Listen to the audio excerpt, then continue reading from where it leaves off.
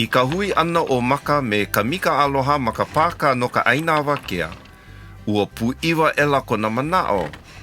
I ka hiki anaku o maka e hapai ana o ka mika aloha i ke kahi kumula au. He aha kauhana, ini nau ai o maka. Pane maila ka mika aloha, ua ano ka pulu ke ia pāka ke nānaku oe.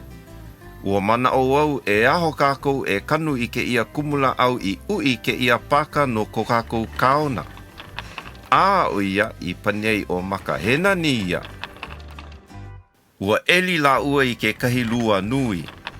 Ua hapai la ua i ke kumula au a ho alu maloko.